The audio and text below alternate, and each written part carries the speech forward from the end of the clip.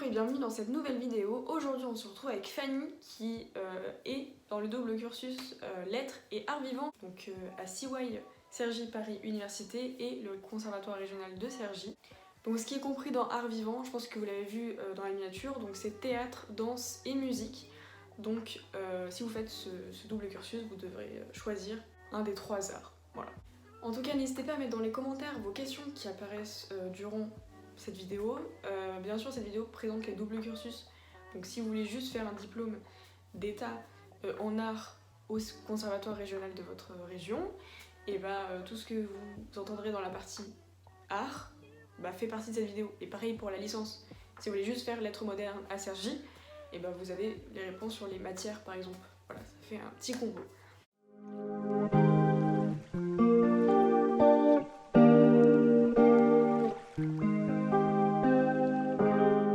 Bonjour Fanny. Salut. Alors, est-ce que tu peux nous présenter un peu ce que tu fais, ce que tu étudies, et un peu les particularités, etc. Ouais, alors du coup, je suis, en première année de, LAV, donc c'est, licence lettres et arts vivants et je suis à l'université de Cergy-Pontoise, voilà. Je suis dans le site des Chênes et du coup, c'est, une sorte de double, licence en fait, où j'étudie, les lettres modernes à la fac et en parallèle au conservatoire de Cergy, j'étudie, moi la danse, mais dans la licence, il y a, théâtre et musique aussi qu'on peut étudier. Voilà. D'accord. Alors, comment ça s'est passé pour toi sur Parcoursup? Est-ce que tu avais mis que ça? Est-ce que tu avais mis des choses en rapport? T'avais vraiment tout misé? Comment ça s'est passé au niveau de l'inscription? Est-ce que ça a été compliqué? Est-ce que c'était sur place? Est-ce qu'il y avait des documents à fournir assez spécifiques? Alors au niveau de l'inscription de Parcoursup, c'était vraiment mon premier choix, donc je suis super contente du coup. Mais j'avais aussi mis d'autres choses, pas vraiment en rapport avec ça, mais j'avais aussi mis, du coup, fait le vœu de la licence lettres modernes toute simple sans, la danse au conservatoire, à Cergy. J'avais demandé aussi, le cinéma, donc c'était licence audiovisuelle, à Paris. Parce que ça m'intéresse aussi, mais c'était vraiment mon premier choix dans ma tête, si j'étais prise à ça, j'allais tout de suite dire oui, quoi, donc voilà. Et au niveau de l'inscription, ça a été un peu particulier avec le covid parce que du coup, donc il y avait, pour cette licence, en fait, il y a une présélection qui est sur la motivation. Donc, on remplit une lettre de motivation sur Parcoursup et cetera et une fois qu'on est présélectionné, on doit passer une audition où on doit présenter, une variation libre, donc une chorégraphie au conservatoire. Mais du coup, j'ai pas pu la passer comme on était en confinement. Donc, voilà, j'ai que été prise sur la motivation du coup. Voilà. D'accord. Alors au niveau du bac, comme c'est un peu un double diplôme, il faut à la fois des compétences dans le domaine artistique qu'on choisit et en lettres, voilà, dans le domaine des lettres. Est-ce que tu peux nous dire un peu le bac que tu as fait et dans ton bac, quelles sont les matières qui t'ont le plus aidé, enfin, qui t'aident le plus aujourd'hui, afin de diriger les élèves du nouveau bac dans des spécialités bien précises? D'accord, donc du coup, moi j'ai fait un bac, L. Et ce qui m'a vraiment aidée, pour, maintenant et ce qui est vraiment super important, pour cette, licence, parce que même si, c'est une licence avec beaucoup de matières artistiques et cetera, il y a aussi beaucoup de lettres, hein, quand même. Ça reste, une licence de lettres. Donc du coup, moi ce qui m'a pas mal aidée, c'est les cours de français, et de littérature parce que, c'est important d'avoir, quand même une culture en littérature, sur, les auteurs et cetera. Avoir un peu des bases et aussi tout ce qui est rédaction dans les méthodologies de, par exemple, des commentaires de texte, des explications de texte. Donc la philo, ça m'a pas mal aidé aussi pour mettre en forme et argumenter les choses. C'est les matières qui m'ont le plus aidé. Et j'avais juste oublié de préciser que aussi ce qui est requis, enfin ce qui est censé être requis, c'est normalement pour avoir cette licence, en danse, par exemple, il faut être niveau troisième cycle au conservatoire. Mais moi, j'étais en association avant, donc si tu es super motivé, tu peux quand même réussir à passer, même si tu n'es pas en troisième cycle ou quoi. Il faut juste être super motivé et, voilà, et en vouloir, quoi. D'accord. Et pour la musique et le théâtre, c'est pareil, c'est ça? Ouais, la musique et le théâtre, c'est pareil, c'est niveau troisième cycle aussi, normalement. D'accord. Du coup, en spécialité du nouveau bac, je pense que HLP, c'est un peu une obligation. Selon ce que vous faites comme, domaine artistique, bah, soit musique, soit danse, soit théâtre en spécialité, ça existe. Et puis après, bah, je pense que, prenez l'autre spécialité qui vous correspond le plus. Si vous aimez bien les langues, pourquoi pas LLCE, quitte à l'abandonner en fin de première ou alors, voilà. Je pense qu'il y a pas tant d'attendu sur la troisième spécialité. De toute façon, tout est sur Parcoursup de toute manière, donc voilà. Est-ce que tu peux nous parler un peu du campus, de Cergy, où tu étudies toi? Et ainsi, enfin aussi, celui du conservatoire. Alors le campus de Cergy, malheureusement, je ne l'ai pas beaucoup vu avec toutes ces histoires de Covid et tout ça. On n'a pas été très longtemps en présentiel à la fac. Je l'ai été 2 mois, je pense, à peu près en présentiel. Et du coup, on avait une semaine sur deux. Ça se passait en demi-groupe pour qu'il y ait moins de flux à la fac, etc. Le campus où j'étais, bah, du coup, je sais pas trop quoi dire dessus, mais bah, il y a les amphis, etc. Il y a une pièce, enfin, il y a un espace vert juste devant la fac si tu veux te poser dehors et tout. Donc, c'est assez cool. C'est juste à côté des Trois Fontaines, donc c'est bien aussi parce qu'il y a des zones commerciales si tu veux manger en dehors de la cafette de la fac. Donc ouais, à la fac, il y a une cafette pour des sandwichs et tout. Il y a une cantine qui est pas trop mauvaise, même si je suis pas allée souvent. Et aussi, il y a un petit parc aussi juste à côté. Donc c'est bien placé en fait, c'est assez cool. Et au niveau du conservatoire, il est vraiment à 3 minutes à pied de la fac, donc ça c'est très très pratique du coup. Et il y a pas mal, enfin c'est bien aussi, il y a un endroit où tu peux manger à l'intérieur. Il y a plein de studios forcément, et voilà, donc c'est des endroits qui sont assez sympas quoi. Et surtout qu'à Cergy, il y a le RER qui passe, donc c'est accessible par les transports, donc ça c'est plutôt cool. Alors au niveau de l'emploi du temps, comment c'est réparti, enfin en temps normal, les cours? Est-ce que c'est, 2-3 jours à la fac, 2-3 jours au conservatoire? Comment ça se passe? Alors en fait, au début de l'année, c'est toi-même qui fais ton inscription pédagogique, on appelle ça comme ça. Donc en fait, c'est toi, tu choisis tes cours, de les répartir, enfin tu les répartis où tu veux. Ils te proposent en fait des plages horaires et tu choisis ta plage horaire. Donc par exemple, moi, mon emploi du temps, bon, je vous le montre juste pour que vous voyez, ça fait un peu quelque chose comme ça, parce que j'ai mes cours de danse en plus. Il faut savoir que la licence lettres et arts vivants, comme c'est double cursus, c'est quelque chose d'assez conséquent quand même au niveau des horaires. Ça fait 26 heures par semaine avec les cours de danse et les cours de fac en fait. Mais par exemple, seuls les cours de fac, c'est 9 heures par semaine, donc ça va, c'est quand même assez léger à la fac. Mais par exemple, moi par exemple, j'ai réparti mes cours, j'ai un cours le lundi et tout le reste de mes cours, ils sont le mercredi. Et comme ça, après, le mardi et le jeudi, c'est des grosses journées où j'ai des grosses journées au conservatoire, du coup, comme ça, je suis tranquille. Et j'ai pas cours le vendredi. Donc, c'est assez bien réparti quand même. Il y a quand même des jours où tu peux te poser et t'as pas. Enfin, en fait, c'est toi qui répartis tes horaires comme tu veux selon tes disponibilités, quoi. Et du coup, les matières, que tu étudies, c'est lesquelles du coup? Et est-ce que tu peux me dire un peu ce que vous faites, dedans, dans les grandes lignes? Alors, du coup, les matières à la fac, elles changent du premier au deuxième semestre. C'est ce que j'ai découvert en fait, parce que je ne savais pas du tout, mais ce n'est pas les mêmes matières, puisque comme on a des partiels en fin de premier semestre qu'on a eu là, bah, en fait, tu as validé tes matières, donc tu changes de matière déjà. Donc, celle du premier semestre à la fac, j'avais un TD, donc c'est travaux dirigés. C'est des classes qui sont en plus petits groupes, à peu près 20 personnes. Et donc, c'était un TD d'explication de texte, où du coup, c'est un TD de méthodologie pour savoir comment faire une explication de texte, etc. Ensuite, il y avait un TD de grammaire de la phrase simple. Bon, ça, c'était un peu la matière que j'aimais le moins, parce que c'est vraiment très théorique et c'est de la grammaire, quoi, tout simplement. Ensuite, il y a un CM d'histoire littéraire. Donc, CM, c'est les cours magistraux, c'est les cours qui sont en amphi, donc on est un peu plus. Et donc, histoire littéraire, bah oui, c'est vraiment l'histoire de la littérature. Donc, au premier semestre, on étudiait l'histoire de la littérature du 19e siècle.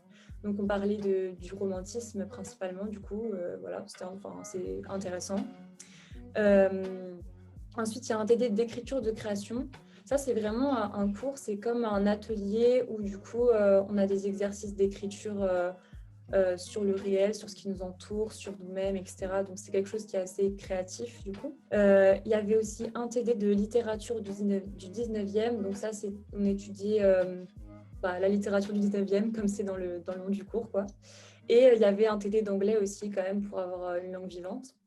Donc ça, c'était les cours à la fac.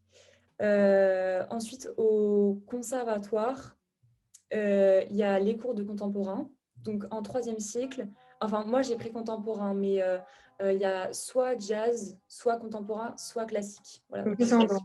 danse. Donc moi j'ai pris contemporain. Comment? Ça, c'est les cours en danse. Oui, oui, en danse, voilà. Oui, oui, en danse. Et du coup, donc il y avait 3 cours de contemporain. Moi j'en avais un le lundi de 2 heures, un le mercredi de 1h30 et un le jeudi de 2h40. Donc, c'est des cours assez conséquents. Mm. En plus de ça, tu peux choisir une complémentaire. Donc, soit un cours complémentaire en plus, soit de jazz, de classique. Du coup, moi, vu que je fais contemporain, mais voilà. Donc, moi, j'avais pris le complémentaire classique. C'est 1h15, c'était le mardi, voilà. Et avec la licence, il y a un cours de classique aussi en licence de 1h15, pareil. Je précise juste que les cours de danse, c'est juste, il faut le savoir, c'est le soir. Donc en général, je finis souvent, avec le couvre-feu, là je finissais plus tôt, je finissais maximum à 20h du coup. Mais je finissais souvent assez tard le soir, donc ça allait de 21h et le plus tard c'était 22h. Par contre, je commence assez tard en général le matin, vers limite maximum 10h, quoi. Donc ça va, c'est du coup comme ça, c'est pas trop crevant. Et au conservatoire, il y a aussi des cours théoriques. Il y a la symbolisation du mouvement. Ça, c'est 2 heures par semaine. Et c'est en fait en musique, il y a des partitions avec des notes de musique, etc. Et en danse, c'est pareil, il y a des partitions chorégraphiques en fait. Donc on apprend les symboles à symboliser le mouvement. Il y a la culture chorégraphique. Donc ça, c'est l'histoire de la danse, en fait, sur les ballets, comment ça se passait, etc. Enfin, là, on a étudié le ballet, mais on va étudier aussi la danse contemporaine, tout ça au deuxième semestre. Et enfin, il y a un cours de dramaturgie de 3h30. C'est assez conséquent, mais c'est sur l'histoire principalement du théâtre et du cinéma aussi. On avait fait un peu de cinéma, de la mise en scène, plein de choses comme ça. Donc voilà, et donc en tout, ça fait en pratique physique de danse, je parle bien de physique là, c'est 10 heures de danse par semaine. Donc voilà, c'est conséquent, mais c'est super du coup. D'accord. Et est-ce que tu sais un peu ce que font ceux qui sont en théâtre et en musique ou pas du tout? Alors, je sais qu'en théâtre, les personnes qui font théâtre, elles ont moins de cours théoriques que les danseurs. En fait, on a le cours de dramaturgie en commun avec ceux qui font théâtre, du coup. Et les personnes qui font théâtre, elles font principalement que des cours de théâtre, des cours vraiment où ils vont travailler des scènes, etc. Je sais qu'ils ont aussi un cours de danse pour apprendre à mieux bouger le corps et tout, parce que c'est assez important quand tu fais du théâtre. Et ouais, non, voilà, c'est tout ce que je sais. Après, je pense qu'ils ont peut-être un cours sur de la scénographie. La scénographie, c'est comme on apprend à mettre en scène, etc., la mise en scène d'une pièce, etc. Donc, je pense qu'ils ont ça. Et j'ai juste oublié de préciser que nous aussi, là, en fin de semestre, on a eu un module de scénographie, mais c'était juste sur un week-end où on a fait des plans. C'était comme un workshop, en fait. C'était une scénographe professionnelle qui est venue pour nous expliquer son métier, et puis on a un peu pratiqué de la scénographie. Donc voilà. D'accord. Est-ce que tu peux nous dire un peu, d'ailleurs j'avais un truc que je pense que je le rajouterai au début de la vidéo. Est-ce que tu sais si on peut accéder à ce double cursus par la filière S2TMD, sciences et technologies du théâtre, de la musique et de la danse? Ou est-ce que c'est vraiment ouvert qu'aux généraux, comme il y a quand même une partie de lettres? Euh, alors, sur Parcoursup, j'avais vu que c'était ouvert à tous les bacs généraux. Mais du coup, je pense que je sais pas vraiment. Par contre, je veux pas fausser la réponse, mais enfin pour moi, du coup, ça paraît logique que c'est possible de le faire, puisque si tu fais un truc spécialisé théâtre, c'est encore mieux du coup parce que c'est que tu as déjà des bases, etc. Mais il faut vérifier, je pense qu'en fait, il faut poser la question. Si je sais qu'il y a des forums qui sont ouverts en visio, par exemple, ou des choses comme ça, il faut essayer de poser la question. Mais je sais pas, je pourrais pas vraiment le dire. D'accord, je pense qu'il faut aller aux portes ouvertes en ligne, du coup, cette année, mais voilà. Est-ce que tu peux nous dire un peu ce que tu peux faire après comme poursuite d'études ou comme métier après ce double cursus? Est-ce que tu peux juste continuer tes études en lettres ou est-ce que tu peux, je sais pas s'il y a des poursuites d'études dans les domaines artistiques, mais qu'est-ce qu'on peut faire? Alors oui, bien sûr, tu peux poursuivre tes études en lettres, puisque du coup, tu as deux diplômes. Tu as une licence de lettres modernes et tu as un CEC, donc c'est un certificat d'études chorégraphiques. C'est ce que tu passes à la fin de tes 3 ans de troisième cycle au conservatoire, en fait. Donc, si tu veux, tu peux poursuivre dans les lettres si finalement tu te rends compte que tu ne veux pas faire danseur ou quoi. Et ça amène donc à des masters. Tu peux faire des masters dans tout ce qui est édition, création. Donc, ça, c'est plus pour devenir écrivain ou pour travailler dans des maisons d'édition. Il y a aussi master de journalisme et il y a un master pour l'enseignement, donc pour devenir professeur, etc. D'accord. Voilà, et ce que je voulais rajouter aussi, c'est que si par contre tu veux continuer dans la danse, bah, il y a plein d'écoles de danse, tu peux postuler à des écoles de danse. Par exemple, il y a une de mes camarades de classe qui est en deuxième année. Elle essaie de postuler pour une école de danse contemporaine à Montréal, par exemple. Il y en a qui postulent pour des écoles de danse qui sont à Angers. Enfin, il faut chercher, mais tu peux continuer donc une école de danse. Ou bien tu peux carrément essayer de directement rentrer dans une troupe de danseurs, passer des auditions, etc. Voilà. Et est-ce que tu sais si pour les deux domaines, parce que je sais pas si ça existe pour la danse, mais les masters en théâtre et en musicologie, est-ce que tu penses que c'est accessible ou pas? Alors ça, je suis désolée, mais je sais pas trop. Ouais, désolée, je sais pas du tout ça. Par contre, il faudrait essayer de s'en Ok. renseigner, mais voilà.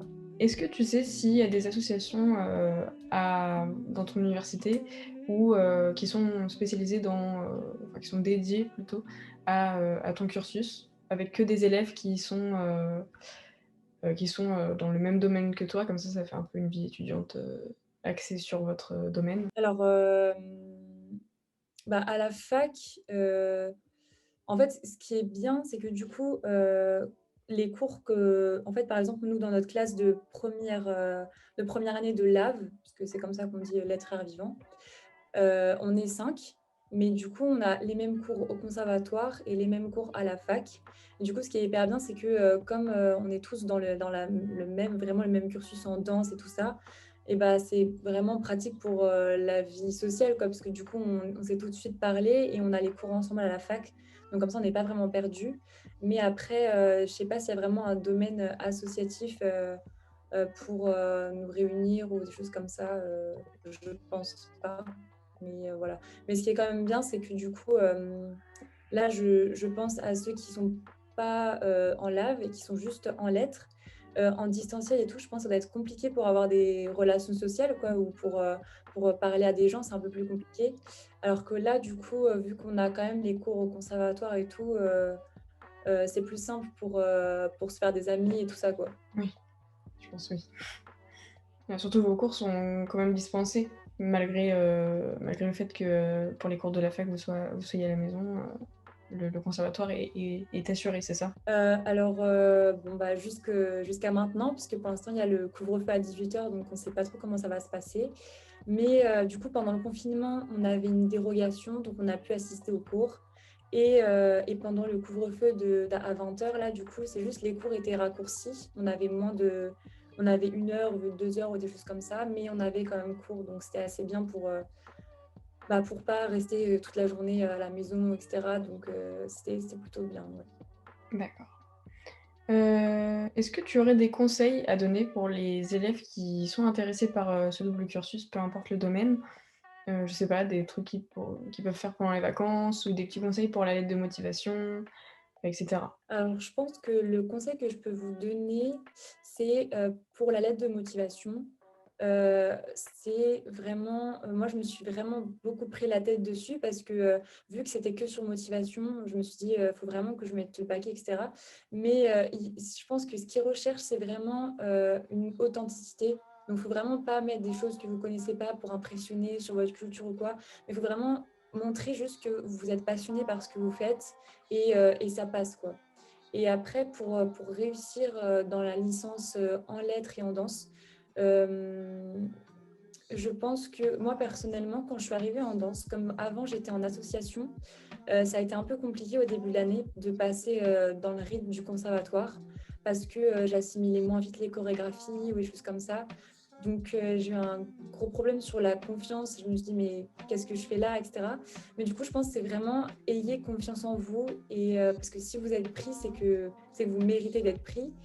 Il faut vraiment rien lâcher et être persévérant. En tout cas, dans la danse, mais même dans le théâtre ou même dans la musique, c'est vraiment un milieu où il faut être persévérant, être motivé et en vouloir, en fait. Voilà.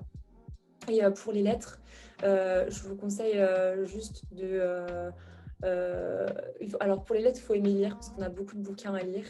Et si ça vous intéresse, c'est juste rien lâcher pour les cours parce que là en distanciel c'est compliqué.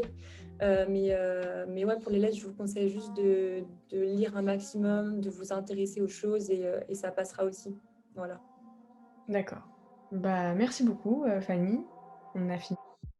Merci d'avoir regardé cette vidéo, j'espère qu'elle t'aura plu. Nous, la semaine prochaine, parce que je pense que ça va être la dernière vidéo la semaine prochaine, parce qu'après, Parcoursup, c'est fini. Je vais voir, je sais pas trop encore, on se tiendra, je vous tiens au courant. Puis voilà, bye.